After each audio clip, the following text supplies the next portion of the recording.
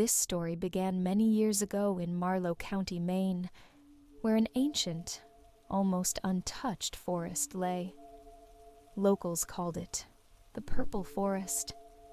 Rarely did tourists visit Marlow, and those who did often laughed off the strange tales of bizarre phenomena and missing people before moving on to fish by the rivers or boat on the nearby lakes. But for the residents of Marlow, the Purple Forest had a special, almost reverent place in their lives. Early in the mornings, a thick, purplish mist often blanketed the forest, giving it its name. Authorities never managed to figure out its origin. Some claimed it was the result of rare evaporation phenomena, while others believed it was an optical illusion caused by the rising sun. There were even rumors of ancient stones deep within the forest, said to emit a faint glow. Of course, no scientific proof ever surfaced. The town of Marlow itself was classic small-town America. 2- and 3-story houses, Victorian-style mansions, family diners, a couple of gas stations, a roadside motel, and a combined police station and town hall. This quiet place became home to the O'Brien family a few years back, a perfect retreat from the noise of big cities and the endless congestion of traffic. John O'Brien, the head of the family, had once worked as a security guard at a Chicago bank, but after moving to Marlow, he took up the position of sheriff.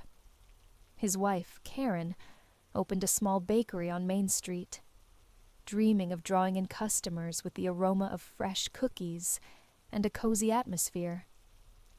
Their daughter, Ellie, short for Eleanor, had just graduated high school and was preparing to attend college.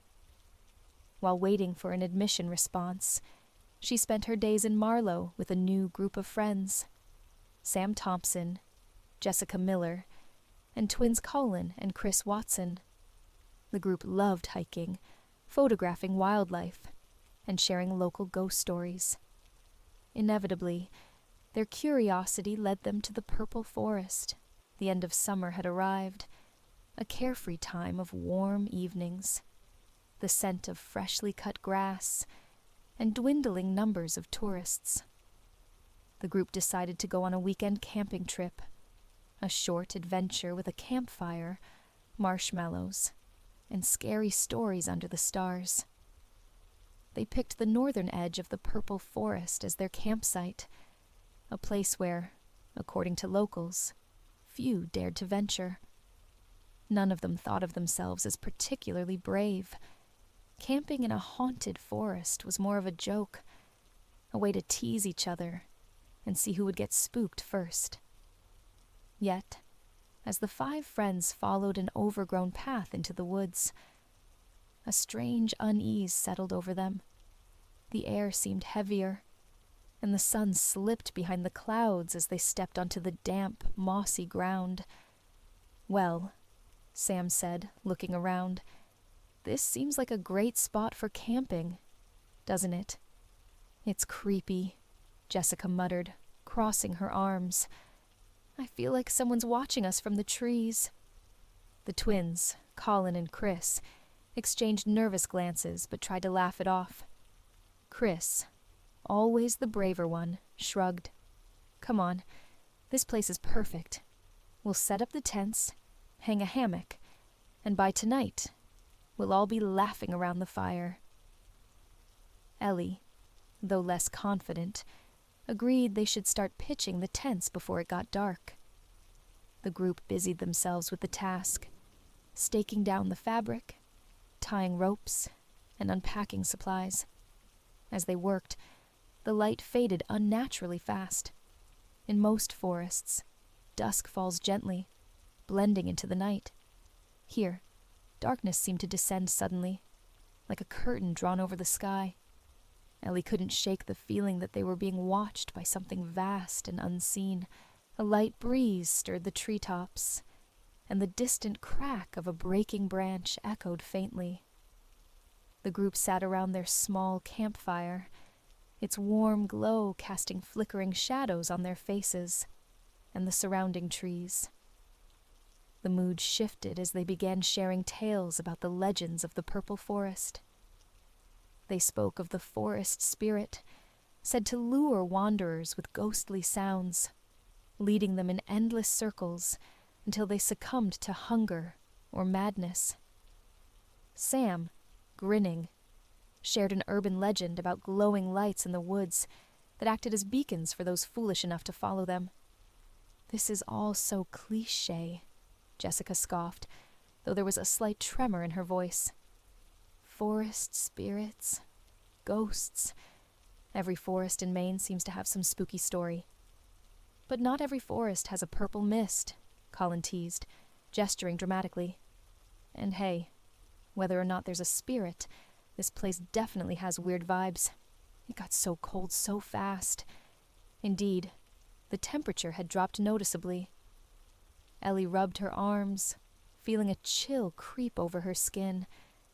The darkness seemed to press closer, swallowing the light of their fire. Somewhere in the distance, an owl hooted, and the group fell silent for a moment, listening to the rustling leaves. Sensing the rising tension, Ellie suggested changing the subject. "We're only here for one night," she said, forcing a laugh. "Let's not give ourselves nightmares." They started talking about lighter topics, favorite bands, future plans, but the forest seemed to hum with an unspoken presence. Eventually, their laughter faded, and fatigue set in.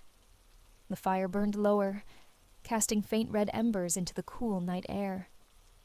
Just as they were preparing to retreat to their tents, Jessica stiffened. "Did you hear that?" she whispered, her eyes wide. "Hear what?" Sam asked, sitting up straighter. It was faint, but unmistakable. Soft, deliberate footsteps on the damp forest floor, somewhere just beyond the firelight. The sound paused, then resumed, growing louder with each step. The rhythm was odd, uneven, almost like someone limping. Everyone froze. Their breaths were shallow, eyes scanning the dark woods for movement. "Maybe it's a deer," Chris said, his voice shaky. But deep down, they all knew it wasn't. The sound was too calculated, too human. Ellie gripped her flashlight tightly, her palms sweaty. She pointed its beam toward the edge of the clearing, sweeping the trees. The light danced over the moss and trunks, catching nothing unusual, until it did. Standing between two large pines was a shadowy figure, unnaturally tall and thin. Its head tilted at an odd angle, as if studying them. It didn't move, but its very presence was suffocating. For a heartbeat, no one spoke or moved. Then, in an instant, the figure was gone, vanishing into the darkness as if it had never been there. The footsteps stopped. "What the hell was that?" Sam whispered, his voice trembling. He fumbled at his side for anything to defend himself. A stick, a rock. Though deep down, he felt whatever this was couldn't be fought off with weapons. Ellie kept her flashlight trained on the spot where the figure had stood, her heart pounding. I think we need to leave," she finally managed to say, her voice barely above a whisper. "Now, before it comes back." But leaving meant navigating the dark forest at night, a prospect just as terrifying as staying put. They huddled closer, fear etched into their faces. The minutes dragged into an hour. The fire, now little more than embers, provided a meager barrier between them and the black void of the forest. Every rustle of leaves or crack of a branch sent shivers down their spines. "Should we take turns keeping watch?" Colin suggested, his voice breaking the silence. "Just in case. You know, that thing comes back." Everyone nodded reluctantly. They decided 2 people would stay awake at a time, while the others tried to sleep. Sam and Ellie volunteered to take the first watch. clutching flashlights and huddling close to the dying fire. The night was eerily quiet. Even the wind had died down, leaving only the faint, irregular drip of water from the trees.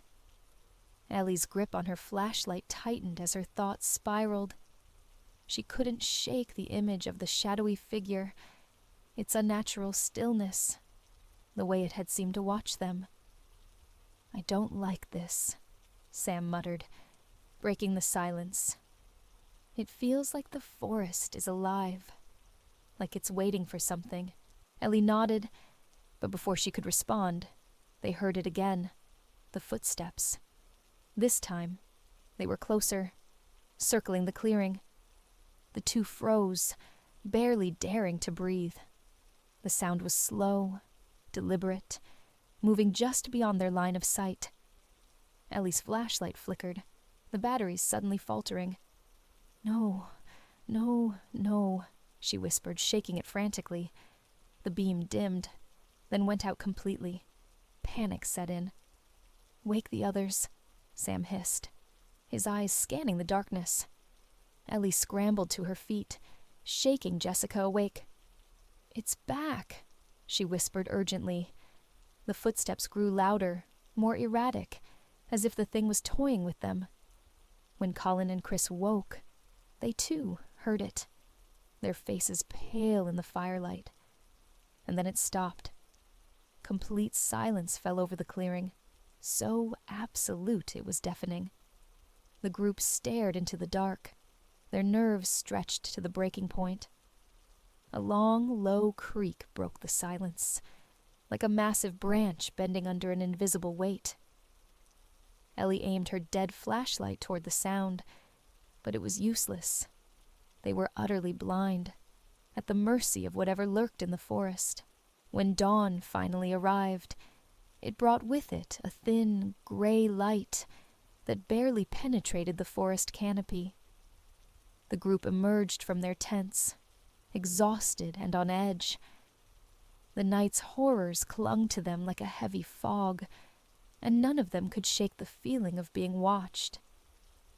As they began packing up their campsite, Ellie noticed something strange. Scattered across the clearing, in the soft earth around their tents, were footprints. Dozens of them. Some were large, like those of a man, while others were small, childlike. The tracks overlapped and crisscrossed chaotically, as though the clearing had been the site of some eerie midnight gathering. "These weren't here yesterday," Jessica whispered, staring at the prints. Her voice trembled.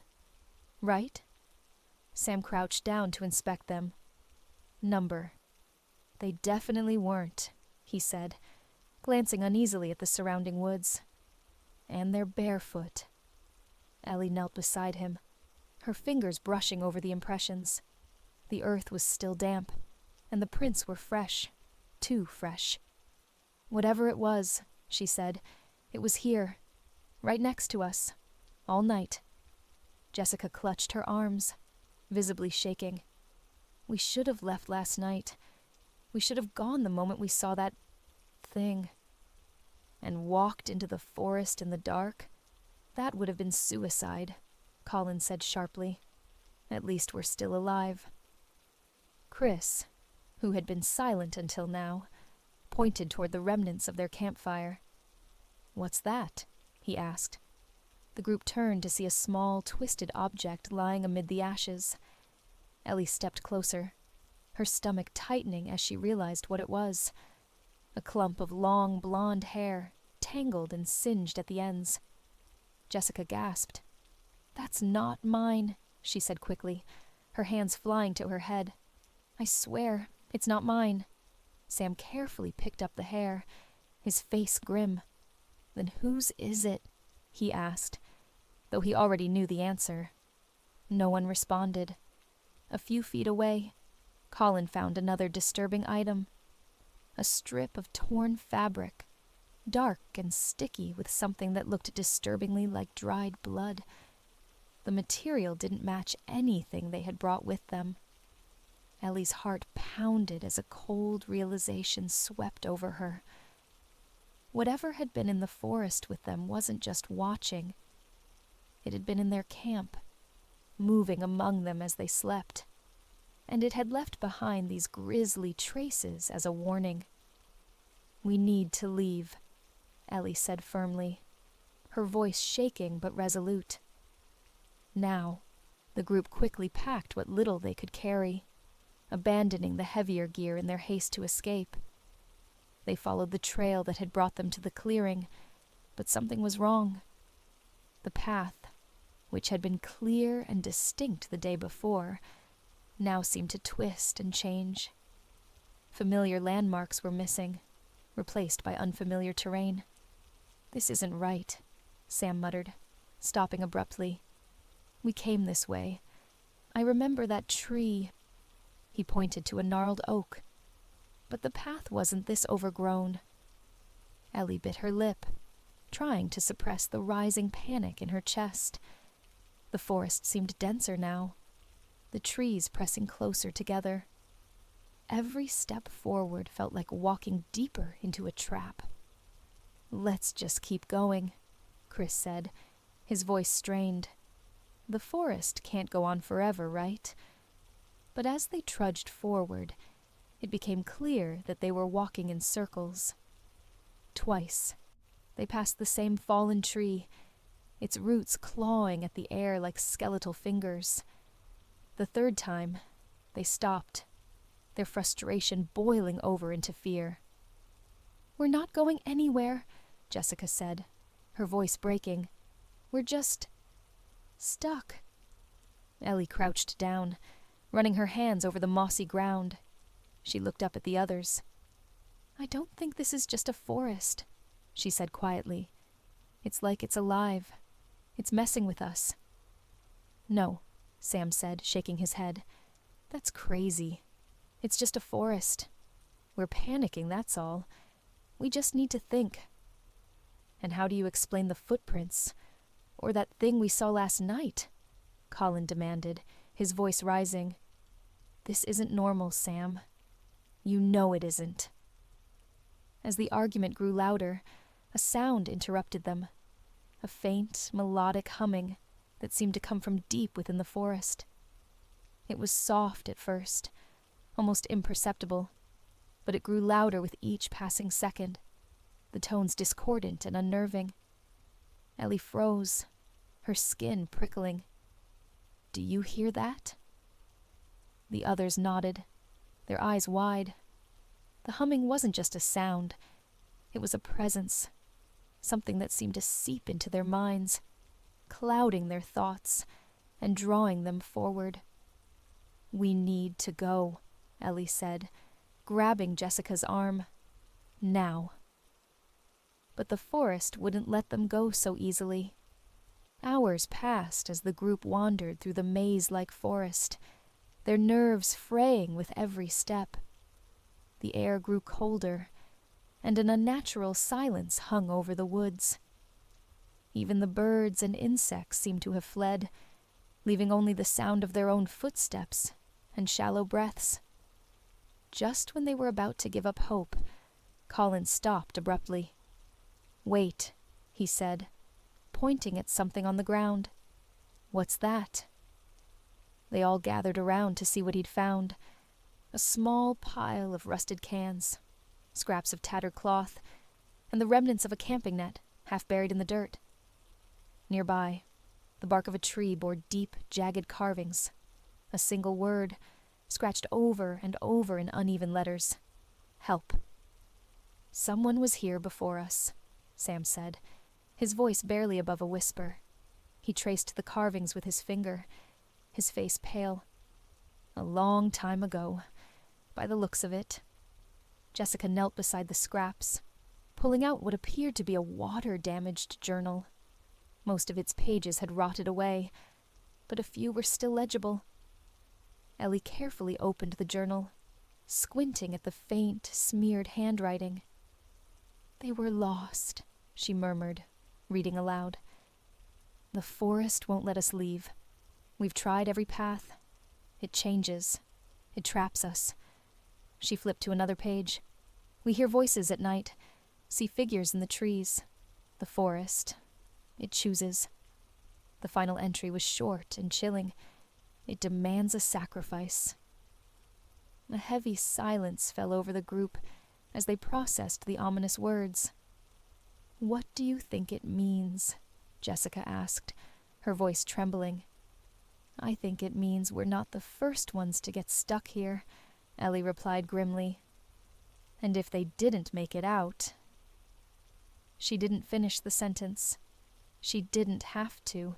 As the day wore on, the forest seemed to grow darker, even though the sun should have been high in the sky.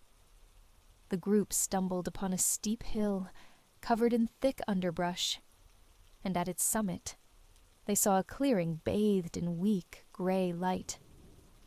"Let's get to higher ground," Sam suggested. "Maybe we can see where to go from up there." It took them nearly an hour to reach the top, slipping on moss-covered rocks and clawing through thorny bushes. When they finally emerged into the clearing, the sight that greeted them chilled them to the bone. The forest stretched endlessly in every direction, an unbroken sea of green and gray. There was no sign of the town, the road, or even the campsite they had left behind. "This can't be real," Jessica whispered, tears welling in her eyes. "We can't be this far from the edge of the forest. It's impossible." Ellie stepped closer to the edge of the clearing, her gaze fixed on the horizon. "It's like the forest swallowed us," she said quietly. Before anyone could respond, Sam pointed at something near the center of the clearing, a crumbling stone structure, half hidden by overgrown vines and moss. It looked like an ancient tomb or mausoleum, its entrance partially collapsed but still accessible. "Do you think there's anything in there?" Colin asked, hesitant but curious. "Only one way to find out," Sam replied, already moving toward the structure. The group hesitated at the entrance, the dark interior of the tomb exuding an icy chill. Ellie's flashlight flickered as she shone it into the opening, revealing a narrow, stone-lined corridor leading into the earth. "This feels like a terrible idea," Jessica muttered, clutching Ellie's arm. "What if it collapses while we're in there?"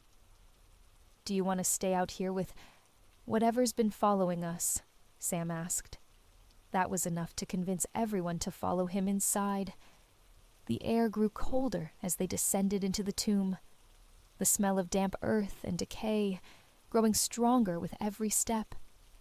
The walls were lined with strange carvings, symbols and figures that none of them recognized. Some depicted humanoid forms with elongated limbs and twisted faces. Others showed ritualistic scenes with shadowy figures bowing before a horned idol. "What is this place?" Ellie whispered, her voice echoing softly. "I don't think we're supposed to be here," Colin said, his eyes darting nervously between the carvings. At the end of the corridor, they found a small chamber containing a stone sarcophagus. Its lid was adorned with the same symbols that lined the walls, and a faint, almost imperceptible hum seemed to emanate from it. Jessica stepped forward, her curiosity getting the better of her. She reached out to touch the lid, but as her fingers brushed the cold stone, the ground beneath them trembled. A deep, resonant sound echoed through the chamber, and the corridor behind them began to collapse. "Run!" Sam shouted, grabbing Jessica and pulling her back as chunks of stone crashed down around them. The group sprinted back the way they had come, narrowly avoiding the falling debris. When they finally emerged into the clearing, gasping for breath, they turned to see the tomb's entrance completely sealed off. "What the hell was that?" Jessica demanded, her voice shaking. "Something we were never meant to find," Ellie replied, staring at the now closed tomb with a mix of fear and awe. The group barely had time to catch their breath before the forest seemed to react. A low, ominous hum reverberated through the trees, and the temperature dropped sharply. The once still air now carried a faint whispering, an incoherent murmur that seemed to come from everywhere and nowhere at once. "We need to keep moving," Ellie urged, her voice taut with fear. "Whatever's happening, we can't stay here." They stumbled down the hill, their legs shaking from exhaustion and adrenaline. As they moved, the forest itself seemed to change again. The paths they had just climbed disappeared, replaced by dense thickets and gnarled roots that tangled their feet. "This is insane," Jessica cried. "We're trapped. It's like the forest is alive." "Stay calm," Sam said, though his own voice betrayed his mounting panic. "We just need to find some sort of landmark, something we can follow out of here." But every direction looked the same. The trees loomed overhead like towering sentinels, their branches knitting together to block out the sky. Even the faint light of day was fading, swallowed by the ever-encroaching shadows. As night began to fall, the group stumbled upon a strange formation in the middle of the forest, a circle of stones arranged in a perfect ring. Each stone was etched with runes, similar to those they had seen in the tomb, and at the center of the circle lay a patch of blackened earth, as though something had burned there long ago. "This doesn't look good," Colin muttered, taking a wary step back. "Nothing about this is good," Ellie replied. She turned to Sam. "What do we do? We can't keep wandering in circles." Sam hesitated, his jaw tightening. "We rest," he said finally. "Just for a little while. We'll need our strength if we're going to find a way out." The group set up a makeshift camp just outside the stone circle, too unnerved to stay within its bounds. They lit a small fire with what little dry wood they could find, huddling close to its warmth as the temperature continued to plummet. Ellie volunteered to take the first watch, her flashlight resting in her lap as the others tried to sleep. The fire cast long, flickering shadows on the trees, and every crackle of a branch made her heart race. She kept her eyes fixed on the darkness, half expecting to see the shadowy figure from the night before emerge from the trees. Hours passed in tense silence. Ellie's eyelids grew heavy, but just as she began to drift off, a faint movement caught her eye. She sat up sharply, shining her flashlight into the trees. At first, she saw nothing, but then out of the corner of her eye, she noticed a glimmer, 2 pinpricks of light, like pale eyes reflecting the fire. "Sam," she whispered, shaking him awake. "There's something out there." Sam bolted upright, grabbing his flashlight and shining it in the same direction. The eyes were gone. "What did you see?" he asked, his voice low. "Something watching us," Ellie replied, her hands trembling. "I swear it was there." The others woke to the sound of their whispers, and soon everyone was on edge, scanning the darkness for any sign of movement.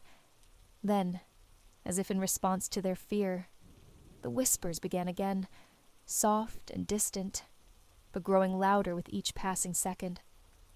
"It's coming closer," Jessica said, clutching Ellie's arm. "We have to go." "No," Sam said firmly. "If we run, we'll just get more lost. Stay by the fire. Stay together."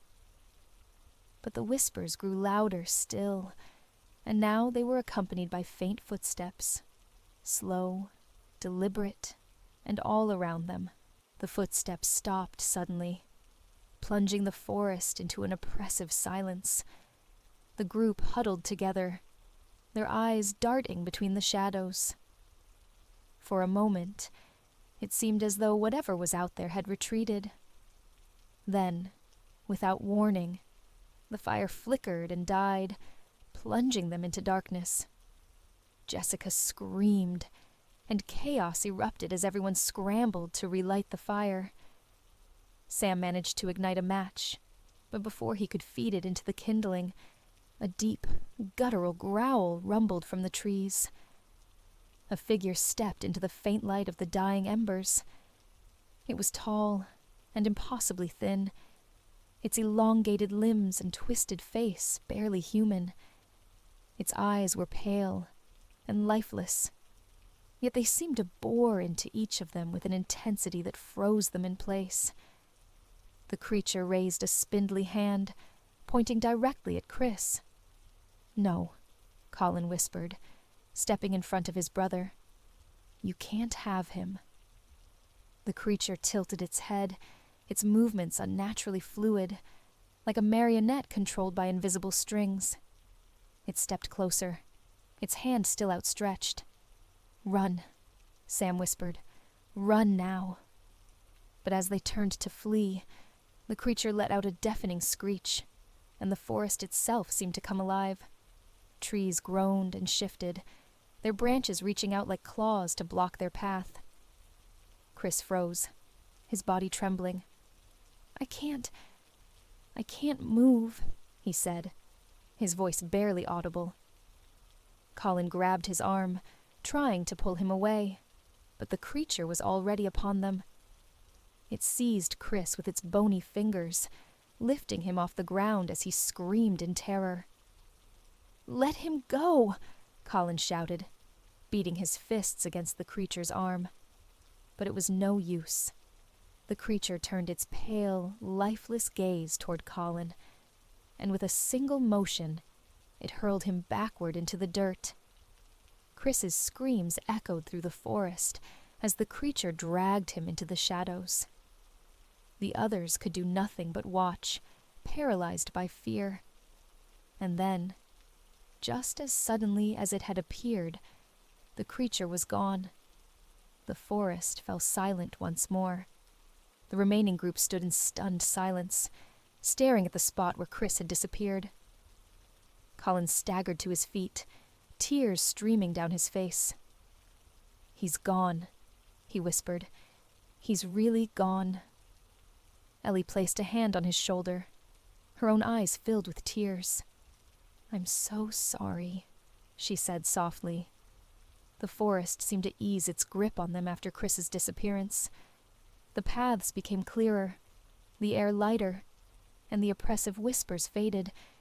It was as though the forest had gotten what it wanted. I think we can leave now," Sam said, though his voice was hollow.